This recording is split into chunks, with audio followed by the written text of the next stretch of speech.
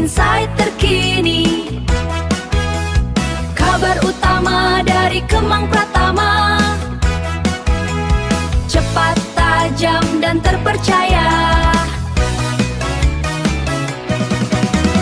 Jadi kawan-kawan semua yang belum familiar dengan Troya, setelah Rismond mengambil jalan untuk meminta restoratif justice, ya kan? Kemudian kita mengundurkan diri sebagai penasihat hukum Rismond Sianipar, dan rupanya Rismond juga mencabut kuasanya. Maka kemudian kita bergabung dalam tim yang baru namanya Troya. Troya itu Tifa, Royce, pakai apostrof S gitu, Advocates, yang dibentuk oleh dua prinsipal yang tersisa, yaitu Mas Roy dan Dr. Tifa. Jadi itu harus paham ya.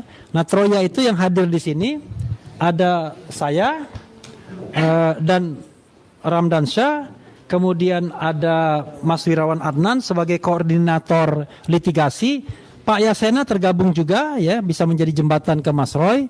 Kemudian ada Abdullah Al-Katiri yang juga koordinator TPDT. Jadi gini, biar jangan bingung, masing-masing prinsipal ini ada tim pribadi masing-masing. Kalau Mas Roy di-assist oleh selain Taka juga ada Tokham. Kemudian Dr. Tifa ada yang namanya tim pembela Dr. Tifa. Tetapi ketika mereka bergabung dua di sini, maka yang muncul adalah Troya, gitu ya. Dulu Bala RRT. Tapi karena satu R-nya sudah quit, maka tinggal Troya ya, Tifa, Royce, Advocate. Nah itu ya. Ya. Nah, Al-Katirinya pakai K ya, bukan Q. Nah, oke. Materi berikutnya yang ingin kita share adalah, mungkin dengar-dengar tadi kaget-kaget kok banyak sekali gugatan-gugatan yang akan kita sampaikan. Begini saudara sekalian, dalam permainan ijazah palsu ini, kita ingin menggeser permainan ini kepada substansinya. Substansinya itu adalah apakah ijazah mantan presiden itu asli atau palsu. This is the question. Bukan apakah Mas Roy melakukan ujaran kebencian, pencemaran nama baik atau fitnah. Harusnya kalau pakai urutan yang baik, itu diselesaikan dulu pembuktian ijazah palsunya dalam kasus perdata citizen lawsuit di Solo atau Surakarta. Atau Bareskrim tidak cepat-cepat menghentikan penyelidikan pada tanggal 22 Mei 2025 yang lalu. Harusnya mereka menyelesaikan dulu secara solid berdasarkan putusan pengadilan bahwa ijazah itu palsu atau asli. Tapi yang kita lihat sekarang adalah alih-alih membuktikan ijazah itu palsu atau asli, yang terjadi adalah Mas Roy ditersangkakan karena dianggap melakukan fitnah, ujaran kebencian atau pencemaran nama baik. Dr. Tifa juga begitu. Rismond juga sebelumnya begitu. Kita tidak tahu apakah nanti RJ-nya akan diterima atau tidak. Kemudian di klaster 1 ada Rustam Effendi, Rizal Fadila dan Kurniatri Royani. Dan hari-hari terakhir ini mainnya main pinggiran lagi, ya. Gosip-gosip, isu-isu dan lain sebagainya. Karena itu kita tidak mau melayani hoax seperti itu. Kita kembalikan pada rel sesungguhnya dengan meletakkan masalah pada sesungguhnya apakah ijazah Jokowi itu asli atau palsu. Karena sepertinya pihak sana sengaja untuk membeceki arena ini pada hal-hal yang tidak substantif. Kami kembalikan pada hal yang substantif. Nah, substansi yang sudah kami bahas adalah ya, banyak agenda. Kami sudah pernah meminta 709 daftar barang bukti atau dokumen yang katanya disita oleh Polda Metro Jaya, dan itulah yang menjadi dasar untuk menersangkakan Mas Roy dan Dr. Tifa. Saya menyebut dua saja karena mandatnya cuma dua ya. Kami minta daftarnya ke PPID Polda Metro. Karena itu dalam kesempatan ini saya ingin meminta saudara Al-Katiri untuk menyampaikan ini, dan kemungkinan kalau tidak diperkenankan menggugat mereka ke pengadilan Komisi Informasi Pusat, dan success story-nya banyak termasuk dari Bonato Asilalai. Silakan Pak Al-Katiri. Ya. Terima kasih. Berkali-kali kami katakan ya, masalah 709 ini adalah masalah 709 dokumen, yaitu dokumen yang dikatakan merupakan bukti surat oleh mereka. Yang mana dari 709 itu 505 kalau nggak salah itu dari UGM. Dan UGM memberikan berita acara, yang mana berita acara penyerahan ke Polda kami diberi tembusannya secara resmi. Oleh sebab itu dokumen resmi yang kami punya itu bisa dikatakan mungkin 98% ya itu dihitamkan. Oleh sebab itu, karena itu dokumen-dokumen itu adalah dokumen publik yang mana banyak mengatakan bahwa itu jika sudah masuk ranah hukum maka tidak dapat lagi untuk kita dapatkan. Tidak seperti itu.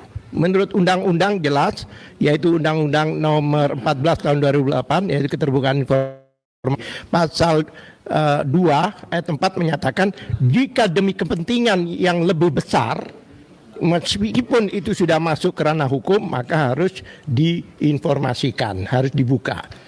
Karena mereka waktu itu pada waktu PPID Polda mengajukan permohonan, mereka menolak dengan alasan pasal 17A bahwa itu sudah masuk ranah hukum.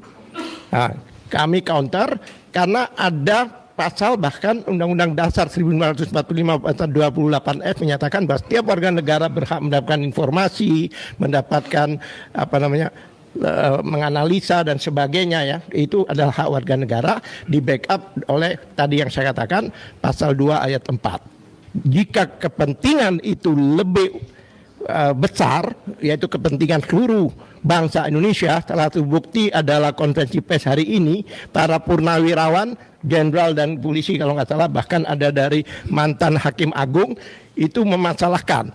Karena apa?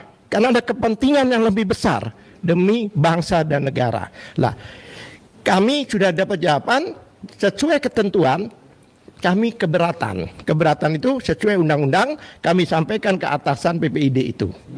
Atasan PPID, kita beri waktu 30 hari. Kalau nggak salah ini sudah 10 hari lebih, ya kan? Jika sampai hari ke-30 kami tidak respon, dengan terpaksa kami akan mengajukan permohonan sengketa di Komisi Informasi Publik Daerah. Karena ini masalahnya Polda, kalau Mabes di KIP Pusat Daerah. Itu jika tidak ada respon, maka kami akan ajukan, kalau istilah umumnya gugatan, tapi sebenarnya itu permohonan, yaitu ke Komisi Informasi Publik. Jadi wait and see, kita masih menunggu. Itu mungkin Bang Refli. Oke. Saya ralat ya, KIP-nya KIP provinsi ya, Provinsi DKI. Ini mohon maaf. Itu tadi soal PPID ya, soal dokumen yang 709. Waktu gelar perkara khusus tanggal 15 Desember 2025, penyidik Polda Metro Jaya mengatakan mereka sudah menyita 709 dokumen. Kemudian memeriksa 22 ahli. Kemudian memeriksa, saya lupa, 127 atau 130 saksi. Coba bayangkan, untuk perkara yang gampang sesungguhnya, apakah satu lembar ijazah itu asli atau palsu? Tapi ya kita ikutin, kalau memang 709 dokumen itu apa saja sih dokumen yang mendukung? Iya, tadi saya sudah sampaikan. Tadi saya sudah sampaikan bahwa kita cukup meminta daftarnya sebagai bentuk transparansi. Dari situ kan kita nanti akan lihat mana yang relevan atau tidak untuk kita tindak lanjuti. Itu PPID ya. Harap tenang karena materi kita agak banyak sedikit, nggak apa-apa ya? Mumpung masih lebaran gitu. Dan tolong aspirasi sayap kiri atau sayap kanan jangan terlalu ribut. Walaupun mantan jenderal tetap kita peringatkan ya kan? Oke. Nah, materi berikutnya adalah yang ketiga adalah ini materi yang sesungguhnya tadi seharusnya rekan Munarman yang menyampaikan, tapi rekan Munarman tadi berpamitan, yaitu kemungkinan sudah kita rapatkan tadi, kita mengajukan juga gugatan citizen lawsuit, gugatan warga negara terhadap KPU. Karena kita tidak ingin KPU ini tidak bekerja berdasarkan prinsip-prinsip good governance, clean government, seenaknya saja. Karena setelah proses di KIP ketahuan kalau KPU ini tidak pernah melakukan verifikasi faktual terhadap ijazah Jokowi ketika mendaftar baik pada Pilpres 2014 maupun Pilpres 2019. Mas Roy mungkin bisa nambahkan, bahkan dalam legalisasi itu ada hal yang meragukan soal tanda tangan pejabat, yaitu Dekan Fakultas Kehutanan yang masa jabatannya 2012 ya? Kok di 2014 masih tercantum namanya? Dan juga di dalam dokumen legalisasi itu tidak terdapat tanggal kapan legalisasi dilakukan. Jadi itu juga menjadi persoalan yang kemudian kita akan gugat KPU agar dia bekerja lebih baik gitu. Memang banyak hal yang kita akan lakukan ya. Nah, itu hal berikutnya. Lalu poin berikutnya yang juga saya sampaikan, sebenarnya Munarman yang harus menyampaikan, adalah bahwa nanti kita berencana juga melakukan gugatan PMH, perbuatan melawan hukum, terhadap mantan Presiden Jokowi dalam rangka apa? Dalam rangka transparansi. Setelah adanya putusan KIP, Komisi Informasi Pusat atau DKI ini? Pusat ya? Pusat, itu mengatakan bahwa dokumen ijazah itu informasinya itu adalah publik. Dan sebelumnya sebenarnya undang-undang KIP juga mengatakan itu publik. Sehingga ada kewajiban paling tidak untuk transparan berdasarkan azas-azas umum pemerintahan yang baik. Nah, kita selama ini tidak pernah melihat Pak Jokowi itu menggelar press conference untuk menunjukkan ijazah yang diklaimnya sebagai ijazah asli. Bahkan cenderung berlindung di balik proses hukum seolah-olah ijazahnya itu sudah disita oleh Polda Metro Jaya. Padahal penyitaan itu sendiri juga membawa pertanyaan. Karena yang biasanya disita barang bukti. Barang bukti apa? Barang bukti hasil kejahatan. Lah, kalau ijazahnya asli kok disita? Iya kan? Biasanya kalau ijazahnya asli, iya disimpan. Kalau dia masih muda, masih fresh graduate kan untuk melamar pekerjaan kan, kok disita? Oke, itu menjadi pertanyaan. Itu ada Pak Didit tuh, ahli hukum kalau mau tanya-tanya nanti ya. Ahli hukum pidana. Karena itu kita minta gugatan pengadilan memerintahkan agar Pak Jokowi melakukan tindakan yang transparan. Kita tidak mempermasalahkan apakah ijazahnya palsu atau tidak karena sudah ada forum citizen lawsuit di Solo. Tapi kita ingin memerintahkan pengadilan agar Pak Jokowi bersikap transparan, menunjukkan ijazahnya secara transparan. Paling tidak bisa dipotret oleh Mas Roy dan kemudian diuji lagi. Ya kan? Karena sampai saat ini yang diklaim sebagai ijazah asli itu adalah yang diperlihatkan pada tanggal 15 Desember 2025 yang kita cuma lihatnya 5 menit. Tanpa disentuh, tanpa bisa dipotret, tanpa dirubah dan dalam plastik. Sehingga kita tidak bisa menilai apakah embossnya ini benar-benar emboss atau embus-embusan, apakah watermarknya ini benar-benar atau tidak. Makanya kemudian ketika dalam pembelaan saya tetap rely on dengan Mas Roy. Setelah dipertunjukkan tersebut ya tetap 99,9% palsu menurut keyakinan kami. Ya. Nah, tiba-tiba ada termul yang mengatakan wah dia sudah menghina kepolisian dan lain sebagainya. Itulah orang-orang yang kemudian menyebarkan hoax kemana-mana ya. Karena substansinya nggak kuat, tidak bisa berdebat substansi, tiba-tiba main pinggiran ya. Oke. Itu saya unfortunately Munarmannya tidak ada. Kemudian berikutnya adalah nanti Mas Roy pembulat dia. Kemudian kita juga akan menggugat kembali, menyampaikan lagi permohonan ke Mahkamah Konstitusi. Karena kami sangat-sangat tidak puas dengan Mahkamah Konstitusi yang kami anggap aneh. Sudah jelas-jelas Mas Roy, Dr. Tifa, waktu itu masih ada Rismond, itu dirugikan dengan pasal-pasal ini.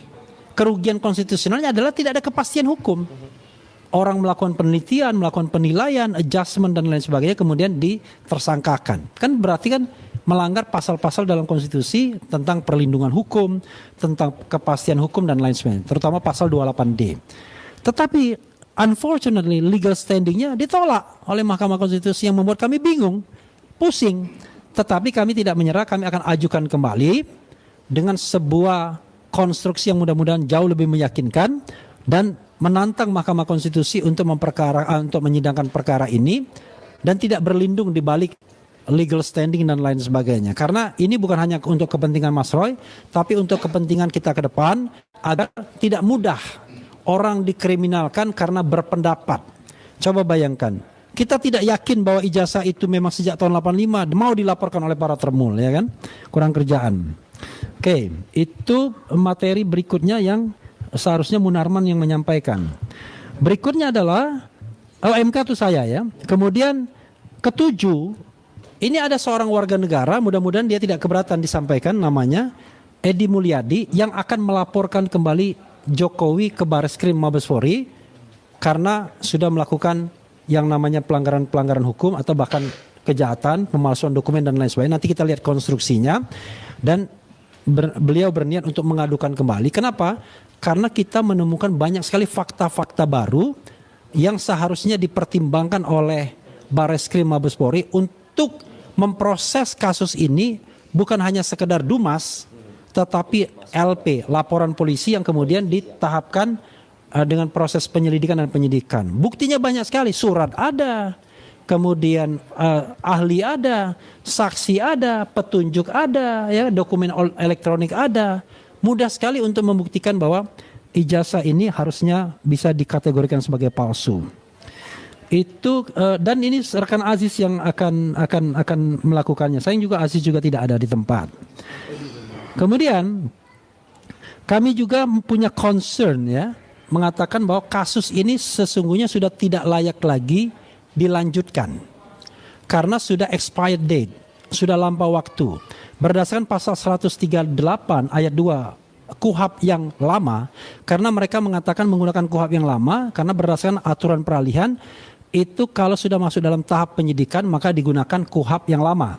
Di situ dikatakan setelah dikembalikan P19 maka dilengkapi dalam jangka waktu 14 hari saja. Nah, untuk kesempatan ini saya ingin memberikan koordinator litigasi Mas Wirawan Adnan untuk menambahkan. Silakan Mas Wirawan. Bismillahirrahmanirrahim.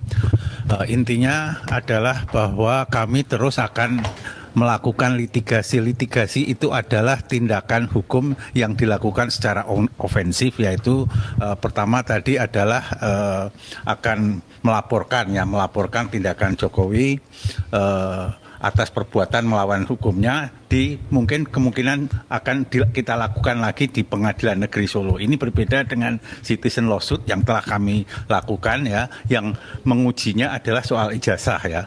Namun ya yang kedua ini adalah perbuatan melawan hukum karena tidak melakukan transparansi ya. Jadi yang kita gugat langsung bukan item berupa spesimen ijazah, namun sekarang ini pada orangnya, pada personalnya yang kita harapkan untuk melakukan perbaikan atas kerugian yang ditimbulkan oleh Jokowi karena telah tidak transparan begitu. Yang kedua tadi juga kami juga akan melakukan Edi Mulyadi, seorang wartawan senior juga akan mengadukan ke Mabes Polri lagi. Kali ini juga akan memeriksa. Sampai sejauh ini belum ada yang namanya pengujian terhadap ijazah itu sendiri. Ya. Transparan belum ada pengujian. Nah, apa yang dikatakan oleh Pak Jokowi berkali-kali itu kan mengatakannya begini ya. Polisi sudah mengatakan itu adalah asli. UGM sudah mengatakan itu asli. Apalagi yang kenapa kok tidak dipercaya? Kalau kita putar lagi apa yang disampaikan oleh Pak Jokowi ini tidak senyatanya tidak seperti itu. Polisi tidak pernah mengatakan ijazah itu asli. Polisi hanya mengatakan itu identik. UGM juga tidak pernah melakukan verifikasi atau mengatakan ijazahnya Pak Jokowi asli. UGM hanya mengatakan dia alumni kami. Begitu aja. Dan apalagi apa Mas Roy? Lisa ya, Lisa juga. Komputernya dua ya itu. Jadi tidak pernah ya. Oleh karena itu ya kami bersemangat untuk terus ya melakukan litigasi terhadap kebenaran apakah benar ijazahnya Pak Jokowi ini asli atau tidak ya. Sampai sejauh ini belum ada lembaga. Kalau Polri sekarang ini adalah mengatakan telah melakukan lapor. dia berada pada konflik of interest karena telah digugat di Pengadilan Negeri Solo sebagai tergugat 4 ya, sehingga dia tidak lagi mempunyai kompetensi untuk mengatakan atau mempunyai kompetensi untuk menguji ijazah itu sendiri. Oleh karena itu kami berpendapat ya sebagai koordinator litigasi bahwa yang harus menguji keabsahannya itu adalah lembaga non lapor Polri gitu. Gitu Mas Refli. Jadi kawan-kawan semua ya, kami pernah mengajukan saksi dan ahli kloter ketiga. Kenapa kami tetap mengajukan saksi dan ahli? Ya kami jaga-jaga. Walaupun kami mengatakan sudah expired date, tetapi kan itu pendapat kami. Penyidik nanti tiba-tiba menindaklanjuti dengan semena-mena misalnya. Tidak berdasarkan hukum yang ada. Karena itu kami tetap mengajukan saksi dan ahli.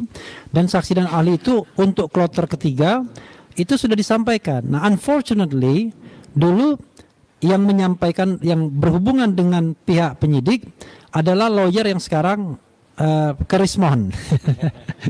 Jadi karena itu kami harus betul-betul menjalin lagi hubungan dengan pihak penyidik dan menanyakan bagaimana saksi dan ahli yang sudah kami sampaikan pada kloter ketiga. Rekan Ramdansa akan menyampaikan hal ini, silakan. Ya, sedikit saya sampaikan bahwa kemarin dari Bala RRT tentu saja sudah mengirimkan kloter ketiga saksi yang kami ajukan. Tentu saja setelah Rismond Sianifar dan kemudian PH individu Rismond kemudian mundur dari Bala RRT dan menjadi Troya, kami akan bersurat kembali dengan kemudian atributnya adalah Troya, Tifa Roy Suryo Advocates, untuk kemudian mengajukan nama-nama yang sebenarnya sudah ada atau mempertanyakan kembali apabila kemudian akan dijadikan saksi. Dan ini kita juga sudah berhubungan dengan pihak kejaksaan, baik dengan jaksa peneliti maupun penuntut umum terkait dengan P18/19, dan mereka mengungkapkan bahwa ingin mengakomodir keinginan dari para tersangka, sehingga kemudian berapapun saksi yang akan diajukan oleh kami itu akan kemudian diakomodir. Itu versi dari kejaksaan. Tentu saja ini akan kami tindak lanjuti, sehingga kemudian tadi Mas rekan Refli menyatakan expired, ya, tapi bisa saja kemudian tidak dianggap expired baik oleh penyidik maupun jaksa. Ini akan kami lanjutkan dalam pekan depan ya rekan Refli ya, dan ini akan kita teruskan sehingga mudah-mudahan saksi kita segera dipanggil dan kemudian bisa memberikan konstruksi yang pas untuk kemudian klien kami Dr. Tifa maupun Roy Suryo. Silakan. Oke, ya, memang di kloter ketiga ahli dan saksi ini kami mengajukan Ferry Amsari ya, ahli hukum tata negara. Kemudian M. Said Didu, aktivis yang juga ahli kebijakan publik. Kemudian Ganjar Laksmana Bonaprapta, ahli hukum pidana. Profesor Aceng Ruhendi, itu ahli bahasa. Lalu fakta ada Profesor Muhammad Kirzin, ada Doni Henry Cahyono, ada Safril Sofian, ada Mary SAG, ada Wuri Handayani. Jadi memang ada beberapa nama ya, karena kalau mereka mengajukan 22 ahli, ya kita pengen juga 22 ahli kalau bisa ya, untuk dipertandingkan. Kalau mereka mengajukan 127 atau 130 saksi, kami pengen juga. Tapi intinya adalah kalau kita berdasarkan good governance, clean government, harus within time frame. Nah ini sudah lewat time frame-nya, karena itu ini yang kemudian menjadi catatan serius dalam proses dalam manajemen perkara kasus ini. Mas Roy terakhir akan membulatkan dan menunjukkan kaos apa yang dipakai. Oke, silakan. Baik, terima kasih sekali lagi. Assalamualaikum warahmatullahi wabarakatuh. Khusus untuk yang hari ini ya, saya selaku salah satu dari dua prinsipal mengaturkan apresiasi yang terima kasih banyak sekali atas upaya dari para kuasa hukum kami ya, di bawah koordinasi Mas Refli Harun di Troya ya, ada Pak Ramdansyah, ada juga Pak Al-Katiri pakai K ya, nggak pakai Q ya. Kemudian ada juga Pak Wirawan Adnan, kemudian ada juga teman-teman yang lain yang ada, termasuk juga Pak Yahya yang juga ada di Troya. Jadi intinya adalah apa?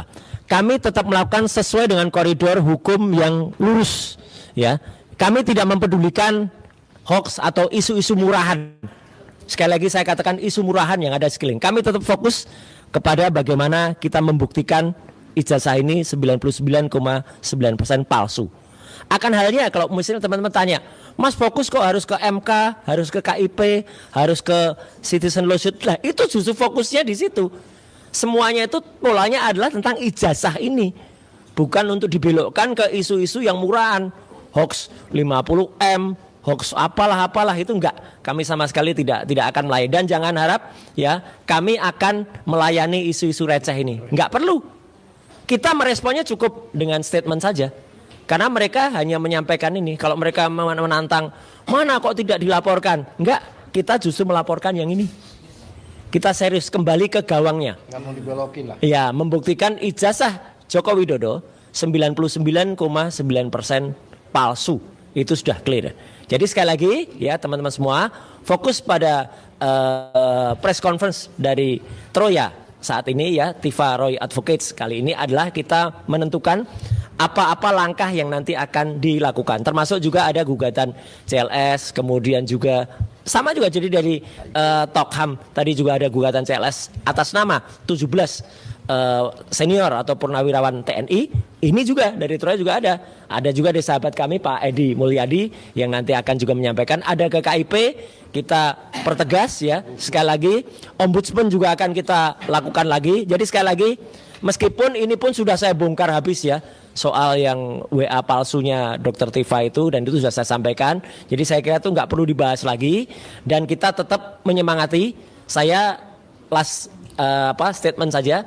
Kita tetap semangat dengan Kaos baru. Dr. Tifa, ya. Oh iya, karena Dr. Tifa itu teman-teman lihat, gue tetap semangat dengan bukunya, yaitu bukunya apa? Tentang penelitian otaknya Jokowi. Nah ini, jadi ini adalah membedah otak, ya, membedah otaknya Jokowi. Ya, itu menunjukkan apa? Dr. Tifa tegar, ya, kemudian tetap concern sesuai dengan semangat, tetap istiqomah. Dan kalau hari ini tidak datang, memang tadi juga WA serap pribadi juga, Mas tolong sampaikan hari ini saya tidak mungkin karena harus menyelesaikan banyak hal. Iya, kita doakan disertasi doktornya Dr. Tifa di 2 tempat itu akan lancar dan sukses. Dan apa yang sudah dilakukan kemarin ketika melakukan bukan hanya kontemplasi, tapi melakukan juga dalam 10 hari terakhir di bulan suci Ramadan itu juga akan mendapatkan hasil yang terbaik dari Allah Subhanahu wa taala. Saya kira itu ya teman-teman semua. Jadi yang ingin saya sampaikan itu saja, maju terus untuk Troya ya, maju terus juga untuk Tokham, dan maju terus juga untuk teman-teman yang ada di Sumedang untuk Taka, karena kami prinsipnya tetap bersatu semuanya ya, termasuk juga dengan Pak Rizal Fadilah. Kemarin saya ketemu, kami bikin konten lucu-lucuan di Masjid UGM ya. Kemudian Mas Rustam saya ketemu ketika wajib lapor. Dr. Tifa saya ketemu langsung di sini sebelum beliau press conference soal WA. Jadi makanya kita bongkar soal WA itu clear banget. Dan teman-teman, ini ada yang menarik dikit aja. Ada yang menarik meskipun tadi saya nggak mau terjun ke soal isu itu ya. Ada di Get Contact sekarang sudah muncul lagi. Kalau teman-teman lihat di nomor yang siapa nomor itu, ternyata muncul lagi nama nomor itu pernah didaftarkan di Get Contact ya. Oh ya, duduk aja ya. Ya, di Get Contact atas nama Termul yang terkenal. Nah, nomor yang mana? Termul yang terkenal itu adalah nomor yang WA itu. Oh, iya. Ya, jadi tidak hanya penipu, tapi muncul satu nama. Saya nggak akan membacakan di sini namanya, tapi teman-teman cek aja di Get Contact. Dan ini jawaban dari Get Contact. Siapa namanya? Ini. Oh, sorry. Ya, tapi nggak boleh. Ini Get Contact ya. Get Contact ya, nggak apa-apa. Ini Get Contact loh ya. Jawaban dari dan ada dua yang menunjuk perkara ini palsu atau tidak. Kita nggak menyebarkan hoax. Nanti kita ngikut-ngikut dituduh menyebarkan hoax.